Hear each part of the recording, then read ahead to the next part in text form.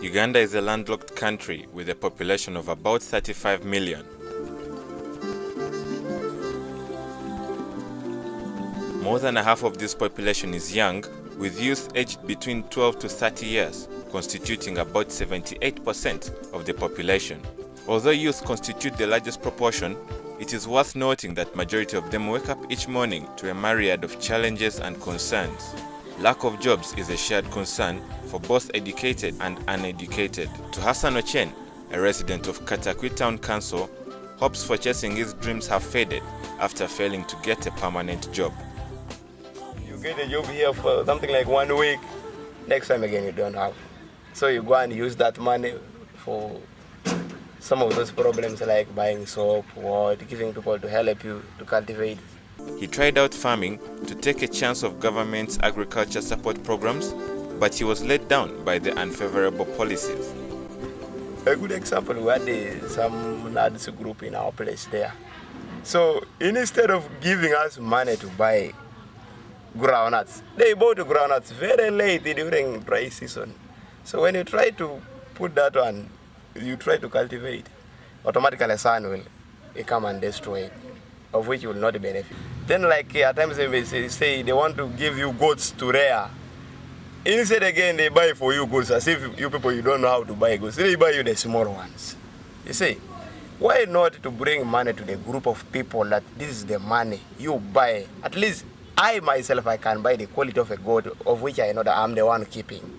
Instead of buying you the small one, that one goes and dies. Hassan Lopelok, a businessman in Kotido Market, has a different story to tell. He is at the verge of failing to pay for a loan he acquired to boost his business because of the ruthless government policy. Another challenge we are getting is these soldiers of our government here and the policemen, they don't want our brothers to wear this. Maybe they are saying there are guns inside, then they have stopped. Sometimes they find people again. Even now, if you take even like 20 minutes from here, you will see even people when they are captured even now. You will just take some good hours from here, just around the market here. You find that just picking off those sheets, sometimes caning them. They don't give them again back those sheets.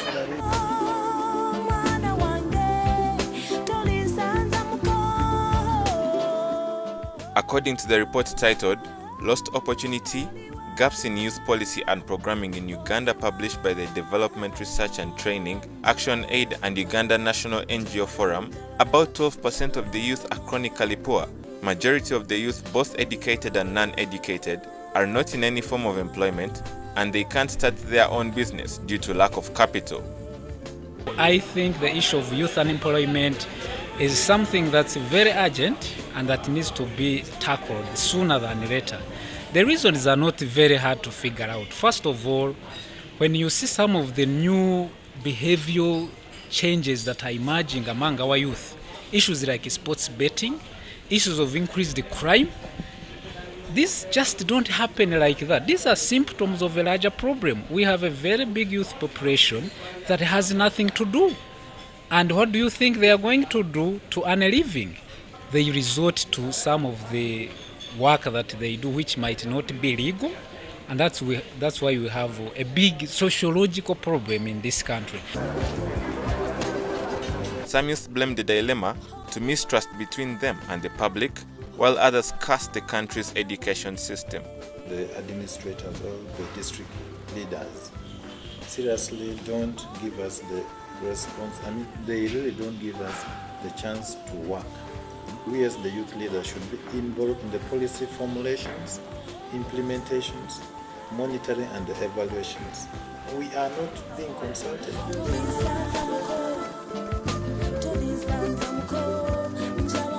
The education system in Uganda is not the best, it's not favorable at all. Because you see someone will study right from nursery, go up to the university, the person is on theory. There's no practical things there, as per what he's like trying to specialize in. And then at the end, after like studies, you have your degree, you've graduated, you're looking for a job, you have no experience, you have no skills, as the report also brought out. So you'll just begin like loitering on the street. At the end of the day, you'll find yourself coming home to do nothing, just as you've not gone to school.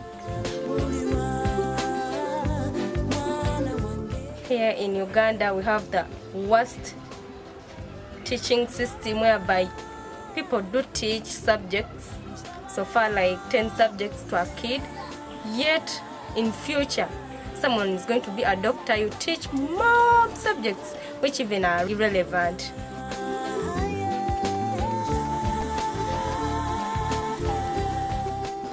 We have educated people, but the type of education they have gone through is not able to give them self-employment.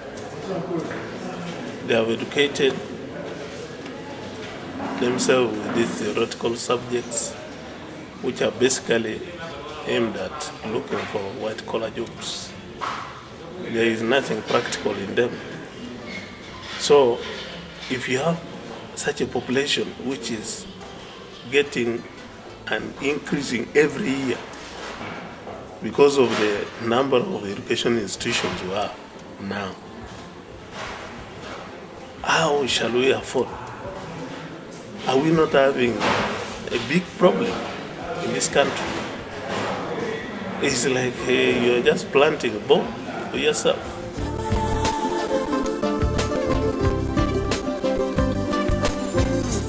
Statistics from the Ministry of Gender, Labour and Social Development show that youth unemployment currently stands at 83%. Around 400,000 youth are annually released into the job market to compete for the mere 9,000 jobs available.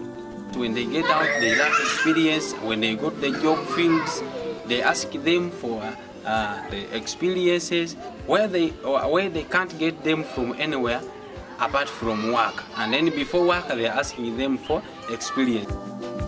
Sadly, majority of the youth cannot access most of Prosperity for All programs, including the Youth Entrepreneurship Venture Fund Initiative, due to limited scope, stringent requirements, political patronage, among other inhibitors. When they want to access any help from like any government program, you find the conditions are very, very tough. They cannot afford, okay? That's one thing. Whether in NADS, whether in any other way, like the youth fund, you've seen, most of our youths did not get any assistance. I mean, did not access the money. Just because of the conditions which were set, and the conditions are too tough, they cannot fulfill them all.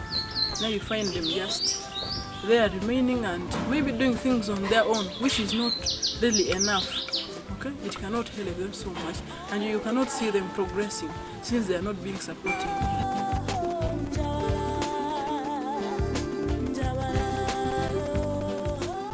They would ask for land title. They will ask for, maybe if you're having a vehicle, you should be able to have the logbook. But you know, as the youth, we have the ideas, but we don't have those resources. Where do you, as a youth, maybe who has just come out of school, get the land title or get other collaterals? The conditions for accessing the fund is very stringent, and it has limited very many youth to access it.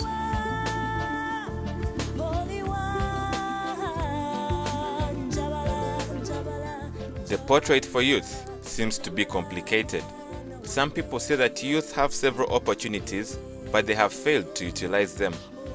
Others accuse Ugandan youth of laziness, a factor they say turns them away from working to earn a living into crime, drug abuse, and lawless activities. Sometimes the youth are spoiling the opportunities that are given to them. Our youth here in Paida, both under NUSAF and then the presidential gift, they had an opportunity. NUSAF allocated a lot of funds for the youth, but most of the projects that were allocated under NUSAF are not seen anywhere now today. Where did those projects go? Who are managing them?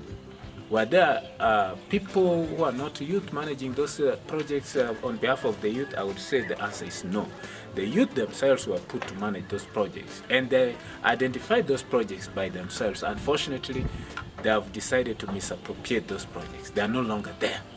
Now, under the presidential gift, the President of the Republic of Uganda gave a tractor with the aim that this tractor will be used to boost the youth capital so that they can venture into some other income generating activities. This tractor was hired out to some farms in Noya district. But let me tell you, the return is really very sad.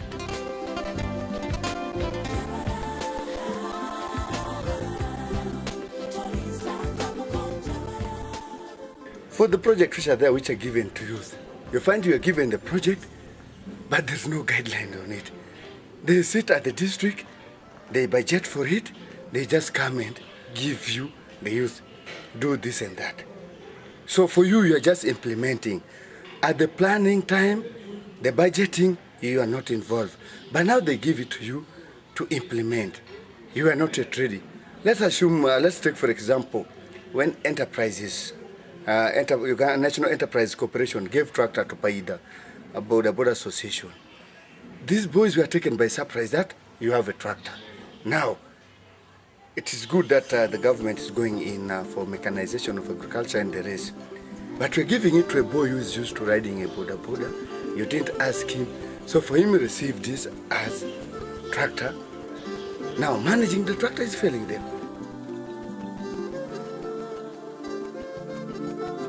The government tries to give us fund, and whereas they give us that fund, it needs some knowledge to use it effectively. And to use that money effectively, of course you have to have some knowledge about money. And when you are not educated and they give you money, just spend aimlessly, you don't do anything developmental.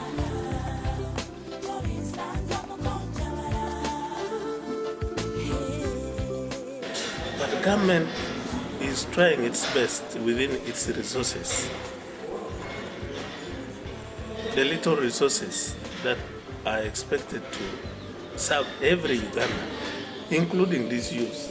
But you realize that the youth seem to be thinking there must be a special program for them.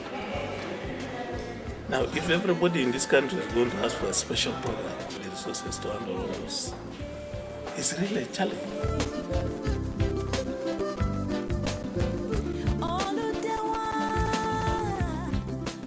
Zig Ziglar has another quotation where he says that if you don't know where you want to go, every road will lead you there.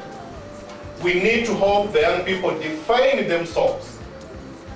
But also, we have different images and paintings of the young people. Young people are painted differently by different people depending on what they want to do or achieve out of them. Some people paint them as lunatics. Others call them inexperienced people. Others say these are good for nothing fellas. There are so many definitions. And we need to sit with the young people and deconstruct the way young people are presented. So that at the end of the day, and I was very happy, Director there at ActionAid, I was happy to see that you brought in the young people. Because with us as government, we believe in the what we call the asset-based approach to youth programming. Must provide space for young people to participate in shaping this country. Change the phrase of going to school and getting a job and start saying, go to school and improve your career options. Is that we need to have models of encouraging work-based training and certification of youth experiences in relation to some of the existing qualifications, and we think that will go a long way. When the presentation was made on the youth in school, you still see that despite the fact that you have the universal primary education, more young people are not in school. They are dropping out and not completing. We need to undergo what now we call scaling the youth. How do we career guidance? How do we identify youth that are particularly interested in a particular skill? Train them. Without the skills, our youth will not go very far. The youth should not wait until they are given opportunity or silver platter. they need to fight for their rights. They need to claim for their rights, so long as they're part and parcel of this country, part of the citizenry of this country. We have noted that the issues or the challenges that the young people experience in the country come from them, from the families where they are, from the community, but also the environment that surrounds them. It's about changing the mindset of the young person, the family where they come from, to see that they have something to do for the young people to change their situation. It's not always true that someone has to do something for them. They really have the power and the resource to do something for themselves. So government should make sure that they operationalize some of the very seemingly good policies that they have. Let them put them in action. It's important that the education policy is looked at very comprehensively. If, for instance, this is my loud thinking, if somebody is, for instance, finishing university education, is there a way we can engage this person, maybe before we can recognize that university paper he has, to some practical vocational training?